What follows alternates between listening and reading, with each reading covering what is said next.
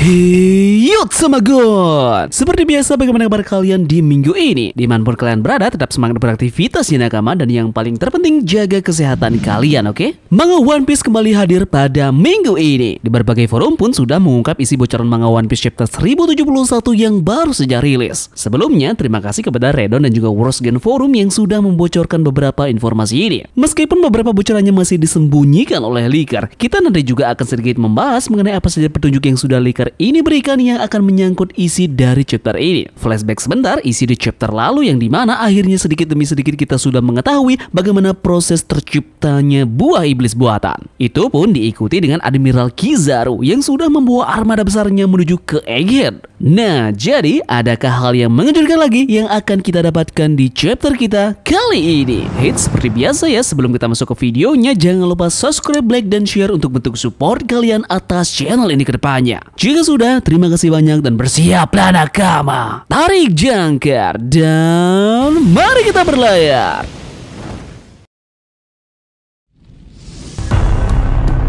Chapter One Piece 1071 masih belum mendapatkan judul. Nanti Tamagon akan update ini ya, jadi kita akan langsung dulu ke dalam bocoran kita yang pertama. Bocoran pertama pada chapter kali ini yakni akhirnya kita kembali diperlihatkan scene yang menampilkan Zoro. Zoro versus Kaku sudah akan tersaji dalam chapter 1071 ini. Bocoran lainnya juga mengatakan bahwa Monkey D. Garp akan muncul. Dia akan menyelamatkan Koby. Selanjutnya kita kembali mendapatkan kabar dari Kid dan juga krunya. Mereka muncul di chapter ini dan mereka akan pergi ke Elbaf. Sosok yang selama ini menjadi misteri yaitu Kuma kembali muncul dalam chapter ini. Yups, jadi itu saja bocoran manga One Piece chapter 1071 dan informasi tambahan lainnya yakni di minggu depan chapter akan libur karena tentunya ada jadwal liburan tahun baru dari Weekly Shonen Jump. Karena chapter 1071 rilis resmi di tanggal 9 Januari. Ini artinya chapter 1072 akan rilis resminya ada di tanggal 32 Januari. Artinya spoiler baru akan muncul tanggal 17 Januari. Begitu banyak hal yang sudah terungkap di chapter kali ini dan sangat menarik. Jadi Tamagon akan sedikit membahas hal-hal yang unik yang kita dapatkan pada bocoran kita kali ini. Pertama, kita kembali akan disuguhkan lagi pertarungan nostalgia dan kali ini terjadi di reuni pertarungan Zoro melawan Kaku. Ini persis seperti apa yang terjadi dengan Luffy dan juga Rob Lucci sebelumnya. Menurut Tamagon ini memang menjadi titik di mana pertarungan reuni ini mengasah kekuatan dari kru topi jerami, khususnya Luffy dan juga Zoro. Akan ada perbandingan yang cukup signifikan yang akan kita lihat sebagai baca bahwa mereka dalam kurun waktu yang cukup lama tersebut benar-benar mempunyai peningkatan kekuatan yang signifikan. Mudah-mudahan saja kru yang lainnya juga akan kita lihat perkembangan kekuatannya, terutama Sanji juga harus punya pertarungan yang epik di Egghead ini. Mungkin saja Sanji punya jatah yang lumayan cukup besar yakni melawan seorang Admiral Kizaru yang cocok sekali dilawan oleh Sanji. Seperti apa pertarungan dari Zoro dan juga Kaku ini menurut Tamagon persis seperti apa yang kita lihat dari pertarungan rematch antara Luffy melawan Rob Lucci. Akan adanya power yang lumayan cukup tinggi dari perbandingan antara mereka berdua kali ini. Zoro tentunya akan mengeluarkan kemampuan terbaiknya sama seperti hal layaknya Luffy dengan Gear 5-nya. Mungkin di sini Zoro akan menggunakan teknik Hausoko Haki miliknya melawan awakening yang sudah pasti dimiliki oleh si jerapah Kaku. Kita lanjut membahas Garp yang akan menyelamatkan Koby. Sedikit informasi di awal ya bahwa anak buah dari Garp ini diculik oleh Kurohige dan dibawa ke markasnya. Akan sangat epik mungkin jika memang Garp akan mempertaruhkan nyawanya demi menyelamatkan masa depan dari Marine ini. Begitu juga dengan hal yang akan dilakukan oleh Kuma yang juga muncul di chapter ini. Dari beberapa sumber yang Tamagon dapatkan, bocorannya Kuma akan menteleport dirinya sendiri ke Maria Joa kembali. Entah apa yang dia cari lagi ke sana, tapi ini mungkin akan menjadi sesuatu yang sangat penting. Cocok sekali rasanya jika Kuma dan juga Garp ini akan mempertaruhkan hidup mereka demi masa depan yang mereka punyai. Karena sepertinya memang peran dari mereka berdua ini sangat sudah cukup untuk mendapatkan porsi di cerita One Piece. Mungkin kehilangan dari mereka berdua ini akan melecut kembali Battle Royale yang akan dikatakan Oda di Jump Festa 2023 kemarin. Terakhir, bagaimana dengan kabar dari Kid dan juga bajak lautnya? Seperti yang memang diprediksi, bajak laut ini akan mencari orang dengan luka bakar dan sangat tepat rasanya. Mengatakan bahwa Jaguar de Saul yang dicari oleh Kid. Kid akan mengupas tuntas sejarah di masa lalu dan menanyakan langsung mengenai harta karun legendaris One Piece ke Jaguar de Saul. Dalam hal inilah bajak laut Kid menjadi bajak laut yang paling terdepan saat ini untuk mendapatkan One Piece. Akankah Luffy beserta dengan para bajak laut lainnya bisa mengejar ketertinggalan mereka dan segera menuju ke Pulau Elbaf?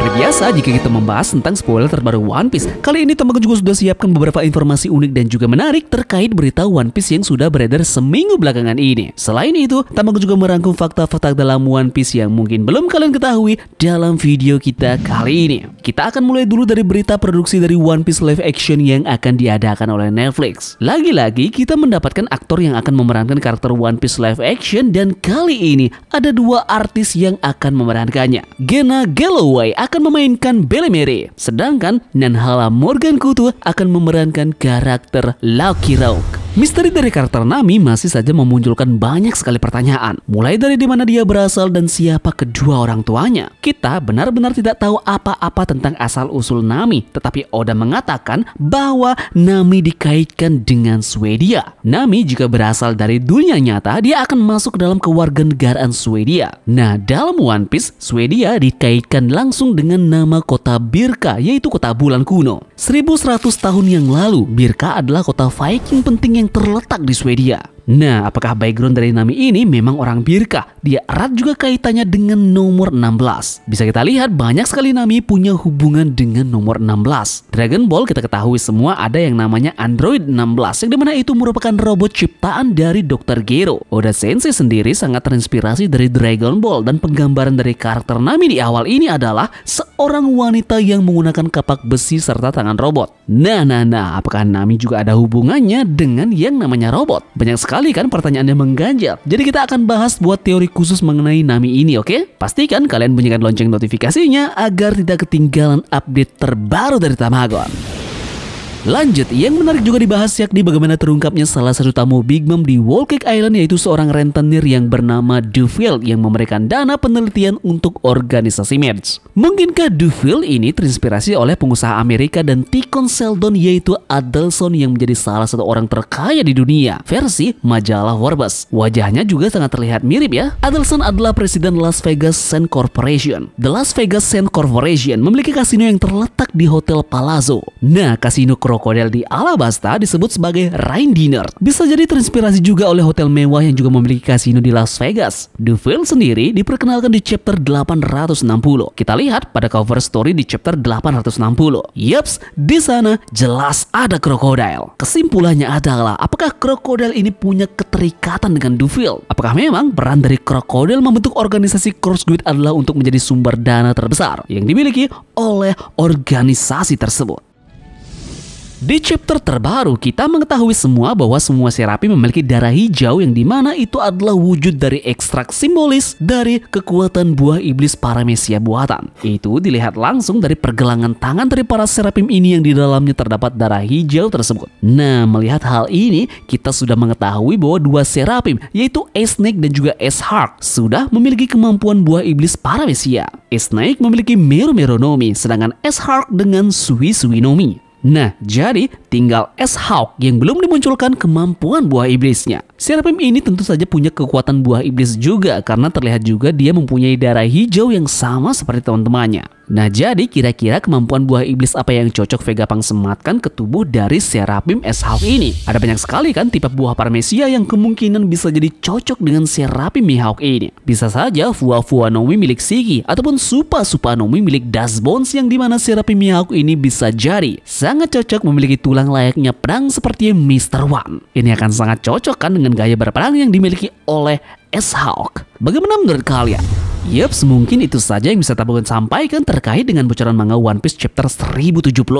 Ada juga beberapa informasi penting dan juga menarik dari One Piece seminggu belakangan ini. Terima kasih ya dari kalian yang sudah menonton video ini. Dan Tamagon ingatkan sekali lagi, di minggu depan kita akan mendapatkan rilis resmi dari One Piece chapter 1071 ini. Sekian dari Tamagon, dan turunkan jangkar, mari kita berlabuh.